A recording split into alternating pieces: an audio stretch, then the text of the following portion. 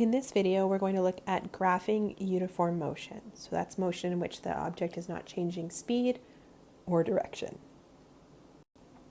Here we have a position time graph. So a position time graph has position on the y-axis and it has time on the x-axis. So the position is the displacement of the object from its original starting position. So position is the same idea as displacement.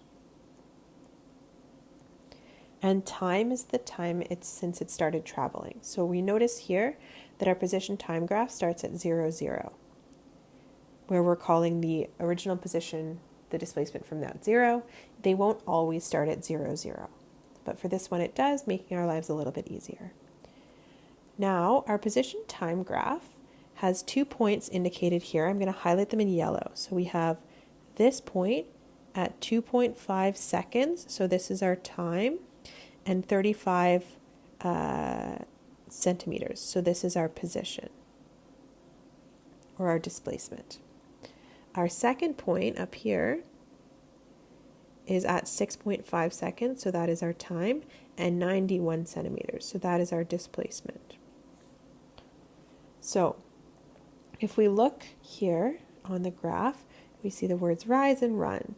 And what we can actually find is that the change in our y-axis is equal to the change in our displacement. The change in our x-axis is equal to the change in time. So normally if we divide the change in x by the change in y, we get the slope of a line on a graph. So this would be our slope. If we divide change in displacement by change in time, we get the velocity that an object has moved. So on these position versus time graphs, the slope of our graph is equal to the slope of our velocity. So on this graph, we're going to find our velocity of this object. So our change in position, our change in displacement, is going to equal 91.0 centimeters minus 35.0 centimeters. And that is going to equal 56.0 centimeters. Now our object is moving away from 0 in the positive direction. So that's going to be positive. Our change in time is going to equal 6.5 seconds minus 2.5 seconds. So our change in time equals 4.0 seconds. So if we put those numbers together, our velocity equals our displacement over time, which is equal to 56 centimeters over 4 seconds. And our velocity is equal to 14 centimeters per second in the positive direction. If we were to decide to use different points on our graph, say starting at 0, 0, and choosing this point here, which is at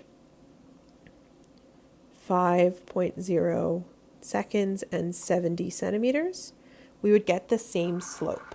And you can do that math to verify if you would like. So this is a position time graph. It could also be represented by a velocity time graph. And a velocity time graph shows similar but slightly different information. So our y-axis now is the velocity. Our x-axis is still time. And you'll notice that the y-axis is flat.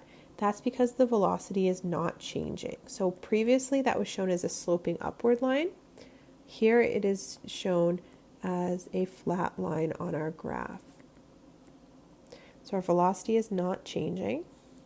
Here our velocity is 14 centimeters per second. And our time at this point here, where our object apparently stopped moving, our time is 7.0 seconds. Now if you look at this graph, you'll notice that it's shaded underneath the line.